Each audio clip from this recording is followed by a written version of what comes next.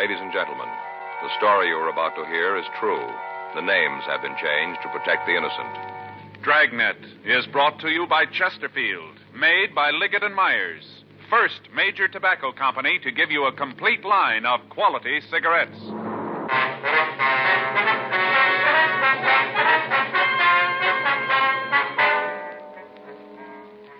You're a detective sergeant. You're assigned to Bunko Fugitive Detail. An extortion ring is operating in your city. The victims are wealthy businessmen. The thieves claim they're policemen. Your job, check them out. Friends, this month's Chesterfield poster features the world's greatest golfer, Ben Hogan. Now, here's what he has to say about Chesterfields. I'm a Chesterfield smoker and have been for 7 years. The reason's simple. Chesterfield is the best for me. They're milder, and they taste great. Try them yourself. Take Ben Hogan's advice. Try Chesterfield, the only cigarette ever to give you proof of low nicotine, highest quality, and a proven record with smokers. Chesterfield, regular or king size, best for you.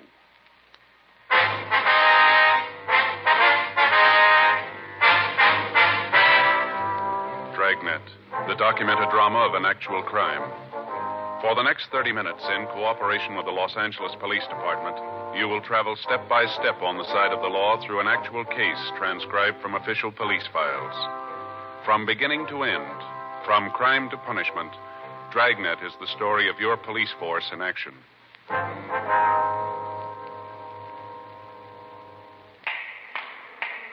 It was Tuesday, August 10th. It was warm in Los Angeles. We were working the day watch out of Bunko Fugitive Detail. My partner's Frank Smith. The boss is Captain Didion. My name's Friday.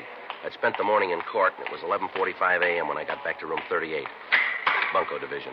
Well, I'm telling you, you better do something about it. Getting terrible when a citizen has a thing like this happen to him. All right, Mr. Mather. If you'll take it easy, tell me what happened. I got a lot of friends in this town. I happen to know one of the councilmen real well. If you don't clean this thing up, you're going to be walking a beat out in the plum thicket. Just a minute, Mr. Mather. Here's my partner.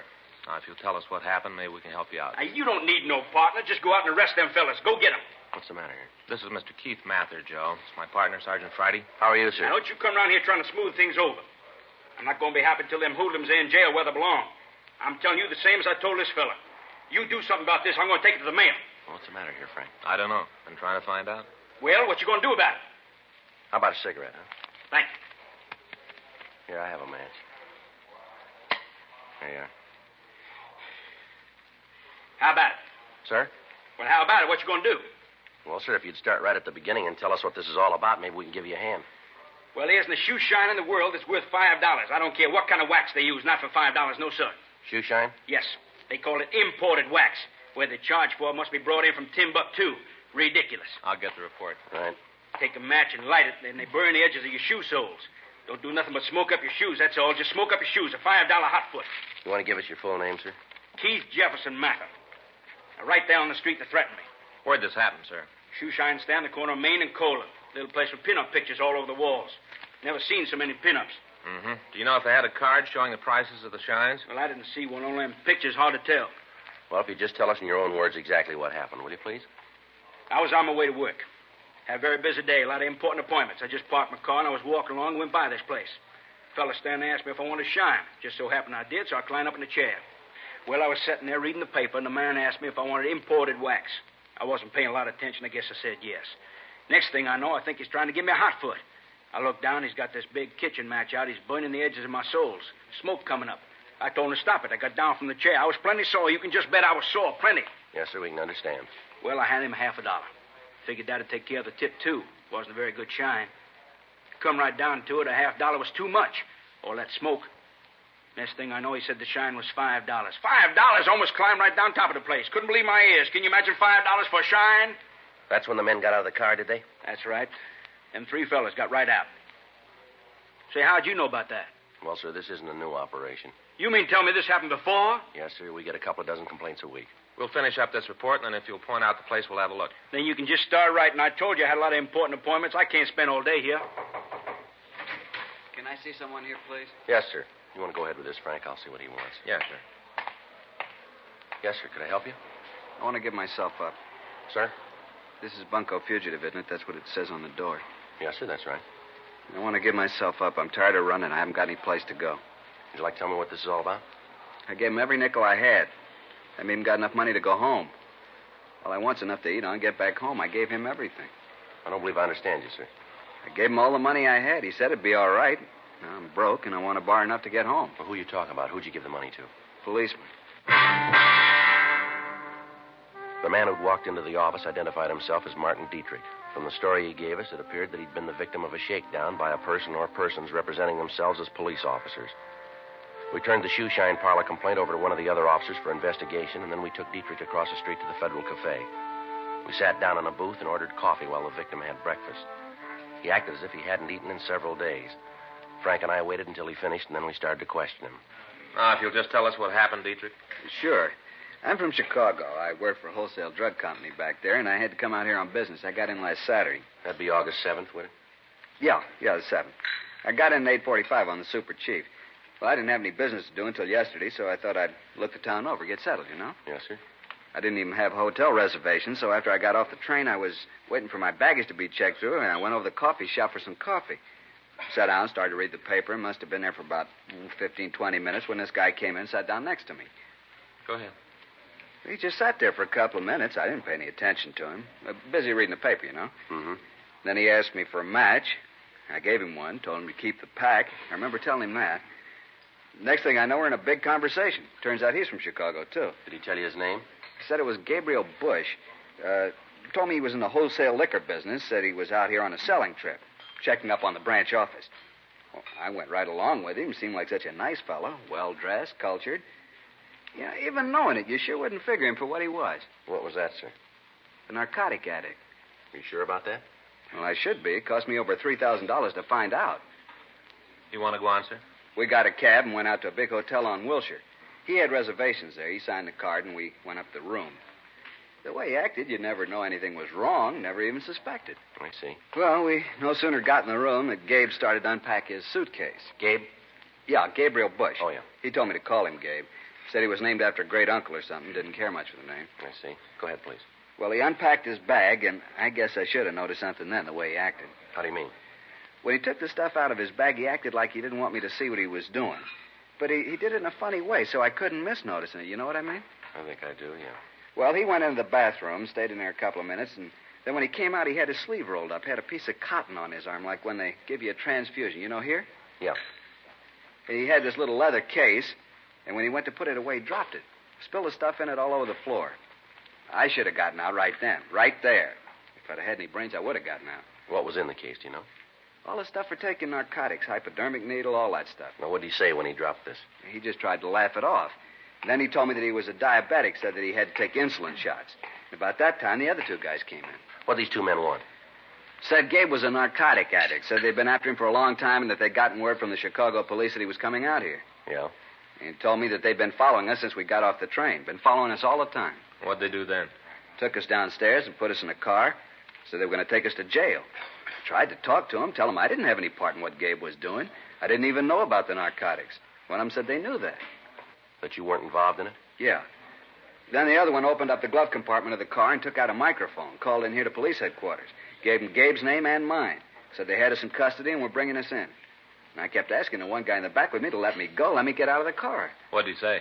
Oh, he told me that they'd like to, but it was too late. That they'd already called in my name, said they couldn't do anything about it now. I told him how it would ruin me if the story got out. How could I explain it to my bosses? That's when they told me there was a way. Yeah. The one fellow said that if I could afford to take care of all the policemen who knew that I'd been picked up, maybe they could fix it. The other one, the one in the front seat, said that wasn't a good idea, that they should book me. Well, they got in a discussion about it. The one guy wanted to let me go. The other one said not to. Finally, the one with me, the one in the back seat, won out. I gave him all the money I had, $3,350. How much? $3,350. I see. Then they pulled the car over to the curb and told me to get out. The badge these two men showed you, did it look like this one? I think so. I was so worried I didn't get a real close look at it. I think it was the same. I see. Either one of them tell you their names? Not the one in the front seat. The one who wanted to let me go said his name was Lang. Said he was a sergeant. He tell you where he worked? Just narcotics, that's all he said. You gave him this money all in cash, did you? Yeah, all of it. Say, do you know him? You know these two officers? No, sir, we don't. You said they were policemen. The badges, the police car, even the radio. Did you hear anyone talk back to him on that radio? I don't remember. I was so upset about what was happening, I didn't pay any attention to what was going on. All I could think about was that I was going to jail for something I didn't know anything about. No, I don't remember. What kind of a car was it? A Chevrolet. What color? Sort of a light gray.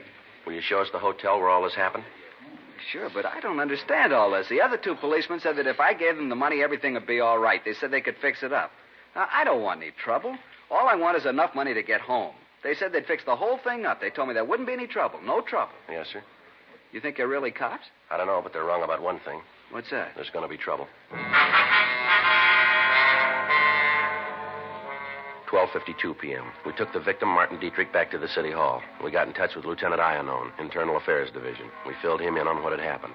He started an immediate check of all police officers in the city and the county. Working from the description we'd gotten from the victim, we notified the narcotics detail. They went to work on it. A local and an APB were gotten out on the suspects. We checked the name Gabriel Bush through R&I, but when the mug shots from the packages that we came up with were shown to Dietrich, he was unable to give us an identification. 3:15 p.m. We drove the victim out to the hotel where he told us the shakedown had occurred. In the company of the manager, we went upstairs. Come right in. This is the room. How about it, Dietrich? Yeah, this is where he brought me. Mr. Alden, do you know anything about the man who took this room? You mean Mr. Bush? Yes, sir. No, I don't. I do remember when he came in, registered with this gentleman here, had a reservation. I had the boy bring him up to the room. Yes, sir.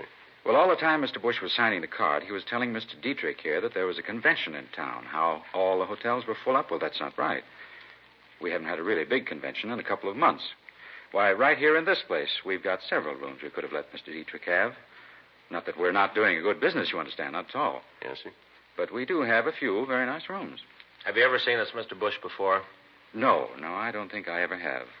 All right, sir. If we could take a look at the registration card, and then we'd like to talk to the cashier. Sure. Do you know if their bill was paid when they checked out? I imagine so. I don't collect the money. Cashier does that. We can ask her. All right, sir. You think you might get a clue from her?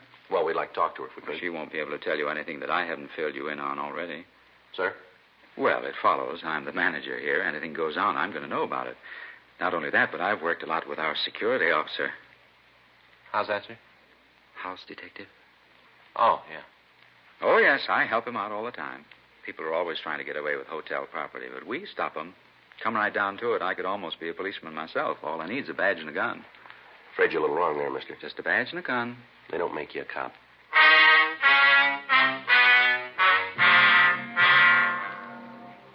4:38 p.m. We talked to the cashier at the hotel. She told us that the bill for the room had been paid by Gabriel Bush at 2:15 the afternoon of the shakedown, 3 hours after Martin Dietrich had turned over all his money to the thieves. She told us that the bill had been paid with cash and that she could give us no further information on the man. We obtained the registration card the suspect had signed when he checked into the hotel. In the usual processing of the card by hotel employees, it had been handled so much that lifting fingerprints from it was impossible. The card was turned over to Don Myers in handwriting to be checked. 5:20 p.m. The victim started to look through the photographs of police officers. Lieutenant Iannone's preliminary investigation had failed to turn up any police officers who matched the description of the shakedown men. A check with the officers from narcotics detail netted us nothing. They were still checking their sources of information to help us in coming up with a lead. 11:16 p.m. We took the victim out for dinner, and then we came back to the city hall and continued to go through the pictures. At 1:26 a.m., he finished the last book without finding the men who'd claimed that they were police officers. We checked out of the office, and Dietrich spent the night at Frank's house. The following morning, Wednesday, August 11th, 8:04 a.m., Frank and I met with Captain Didion in his office. Well, where are you on it? Not too far, Skipper. What have you got? Well, we checked the files. We're pretty sure that they aren't policemen. How about narcotics? They come up with anything? Not yet. They're still working on it. You need any extra men? No, not right now. We might later. I got Johnny DeBetta standing by. You can use anybody else you need, but clean this thing up. Where do you go from here? Well, we're getting descriptions out to all the hotels, warning them about the racket, asking them to call us if this Bush guy registers again. Doesn't seem like you'll use the same name again. No reason not to, Skipper. He doesn't know we're on to him. I suppose so. I got an idea last night. Might work. At least it'd be something to start on. All right. Well, it figures that the only men who'll go for this dodge have got responsible positions in their hometowns. If they didn't have, they wouldn't care about being brought down here along with Bush. Is that right? Yeah, that follows. They got to be from out of town so the con men can get rid of them fast. Yeah. Now, this Dietrich, he was picked up in the Union Station, right? Yeah, that's right. And if you're going to pick your men up, that's the place to do it. Try to nail them while they're setting the mark. Yeah, it might work. Be better if one of us was the mark, though. That's what I had in mind. You got any good luggage, Joe? Expensive looking? Well, I got a set my mother gave me last Christmas. Looks pretty good to me. We'll try it then. Smith, you'll work with DeBetta. Keep a tail on Friday from the time he gets into Union Depot. Joe. Yeah. Here's a timetable. What? Tomorrow morning you start riding the train.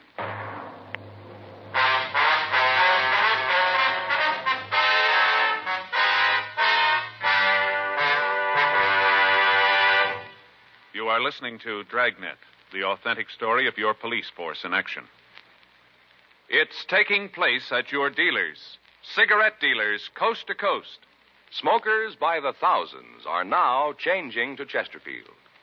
Join them today, and you'll be smoking the only cigarette that gives you proof of low nicotine, highest quality. I want you to know that's a matter of record. And so's this. As I've been telling you, Chesterfield is the only cigarette with this proven record with smokers. No adverse effects to the nose, throat, and sinuses from smoking Chesterfields. Good reasons why you should change to Chesterfield? You bet. Ask for Chesterfield. Regular or king size, best for you.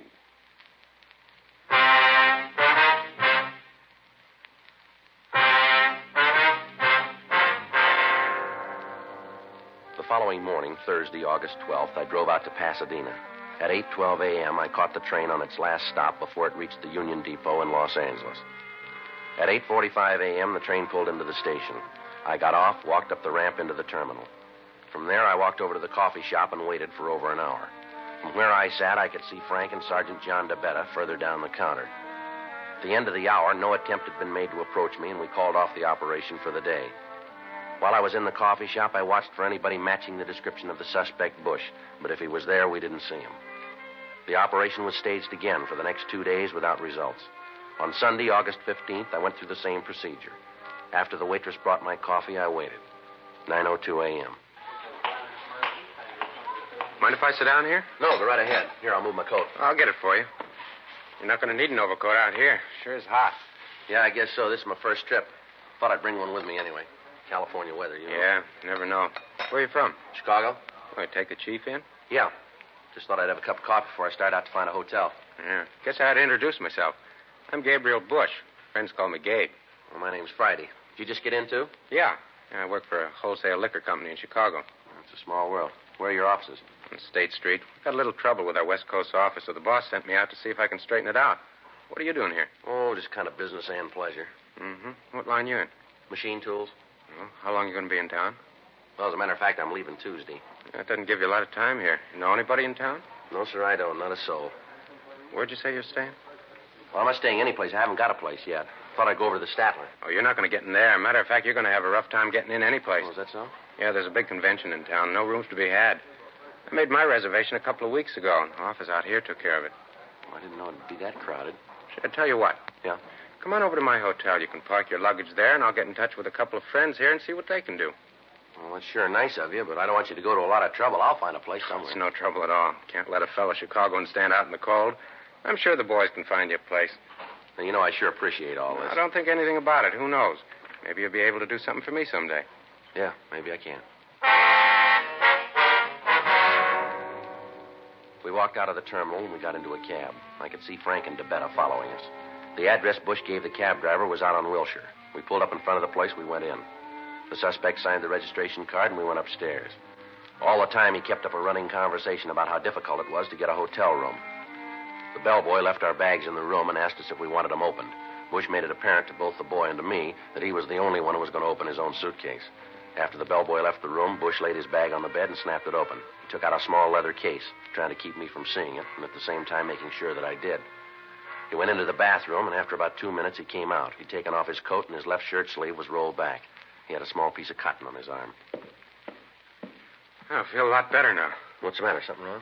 Oh, no, nothing at all. You see, I'm a diabetic. I have to take insulin shots every so often. Oh, that's too bad. I'll get this back in my suitcase, and we can start looking for a room for you. Well, that's nice of you. Oh, Oh, here, let me give you a hand. I'll help you pick it up. oh no, it's all right. Don't worry about it. I can get it. Here, just a minute. I guess this spoon's part of it, isn't it? Oh, yeah. I didn't know you used a spoon for insulin. I'll get it. Wait a minute. Let me put this stuff away. Well, I'll open the door, see who it is anyway, huh? Yeah, what do you want? Police officers, you're under arrest. What for? Narcotics. What are you doing breaking in here like this? You got no right coming in a room like this. Knock it off, Bush. Been after you for a long time. We finally nailed you, and I don't bawl about it. This other fella a cop, too? Yeah, this is my partner, Roger Silby. Now, listen, I had no part in this. I just met this guy. If you want him, okay, but don't tie me in with him, please. Too bad, mister. Get your coat. And where are we going? Downtown, we got to book you. But I had no part in this. I tell you, I just met the guy just this morning down at the depot. I just met him. I'm not mixed up in anything. If my company finds out about this, it's going to cost me my job. Now, you guys got to give me a break, please. Should have thought of that before, mister. A little late now. Yeah, but if my boss hears about this, he's going to kill me. Come on, why don't you give the guy a break? He's telling the truth. I just met him. He's got no piece of the action. That's rough. Maybe next time he'd be more careful who he bums around with. Let's go. Oh, please, give him a break. You guys are all alike. You cry when you get tagged. Yeah, but this isn't right.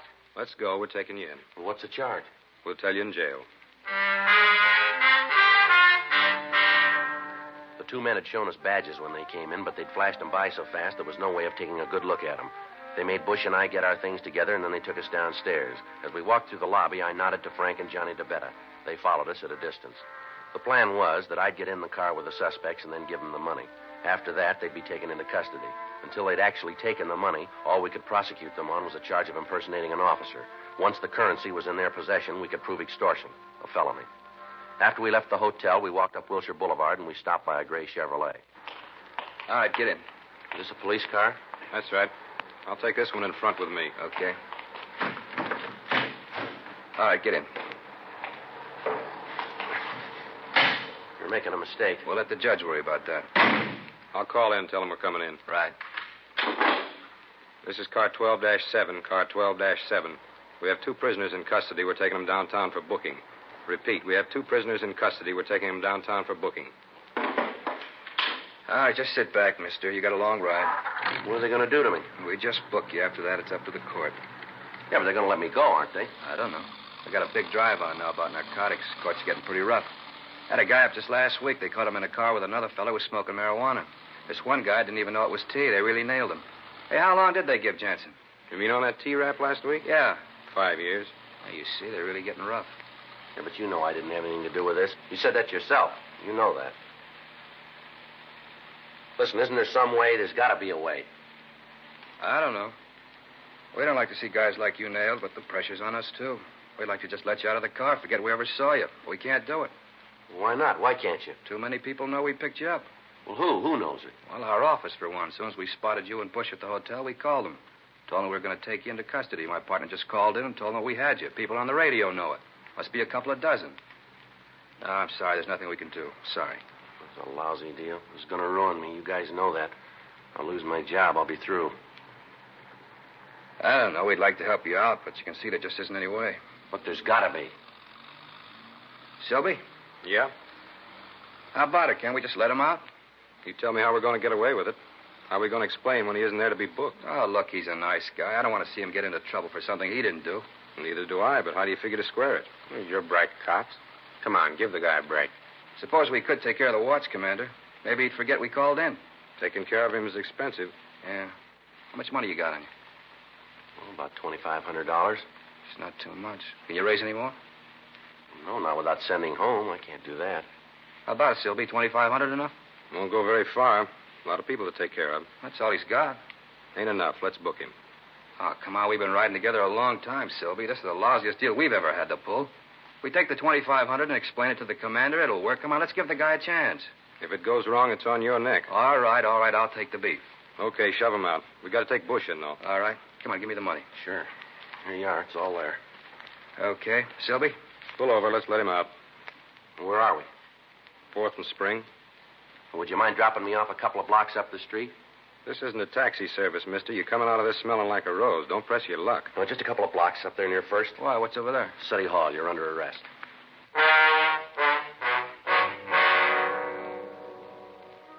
The three men were taken into custody, and then the marked money was booked as evidence. We got in touch with the victim, Martin Dietrich, and asked him to come down to the City Hall and give us an identification.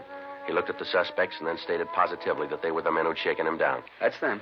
You'll sign a complaint? You bet I will. I want to see them get theirs. Oh, it's all a beef, little con game, that's all. So we took the mark. Shut up, Lang. They still got to prove it. That ain't going to be hard with the help your friend Gabe handed out to them.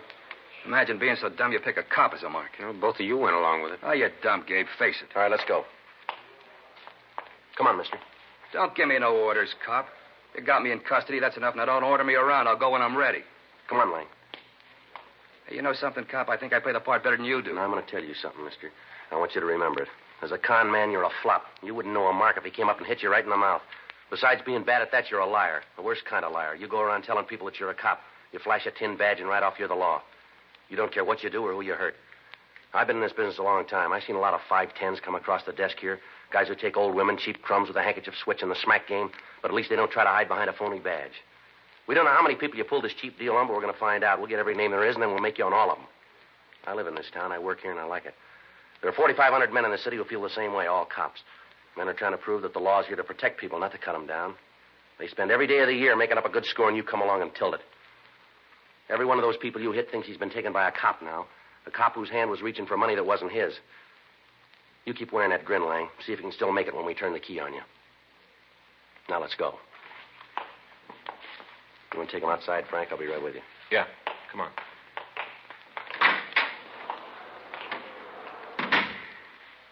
That all you need me for? Yeah, Martin, we'll be in touch with you. Right. Too bad about all this, isn't it? Yeah? All those people that bunch took, they're always going to think those guys were real cops. Yeah, that's right. Never going to know. Of course, you can't blame them, not really. Look how they got to me. I guess there just ain't any way to tell if a guy flashes a badge, you know. How you going to tell? Yeah, there's one way. How you going to know he's a fake? When he asks you for money.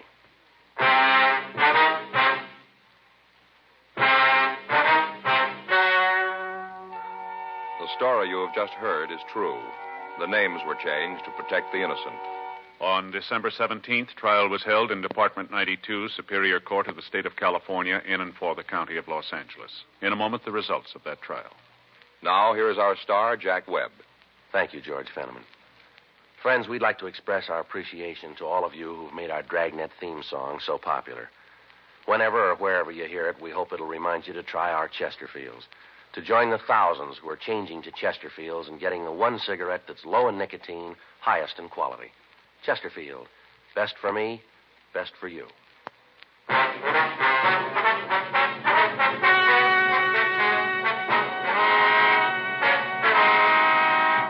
Gerald Richard Lang, Richard Harris Silby, and Gabriel Norris Bush were tried and convicted of violation of Section 518 PC, extortion. They received sentences prescribed by law. Violation of Section 518 PC is punishable by imprisonment in the state penitentiary for a period of not less than 1 nor more than 10 years.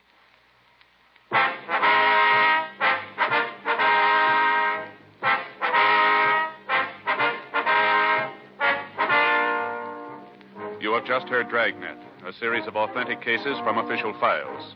Technical advice comes from the Office of Chief of Police W.H. Parker, Los Angeles Police Department. Technical advisors Captain Jack Donahoe, Sergeant Marty Wynn, Sergeant Vance Brasher. Heard tonight were Ben Alexander, Vic Perrin, Herb Ellis, Paul Richards. Script by John Robinson. Music by Walter Schumann. Hal Gibney speaking.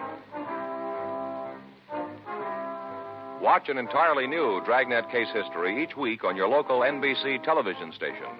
Please check your newspapers for the day and time. Chesterfield has brought you Dragnet, transcribed from Los Angeles.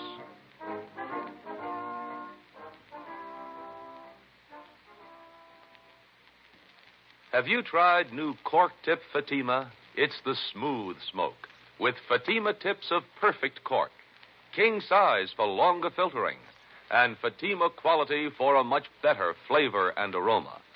Fatima is made and guaranteed by Liggett & Myers Tobacco Company. Try Fatima today. Hear Frank Sinatra as Rocky Fortune tonight on the NBC Radio Network.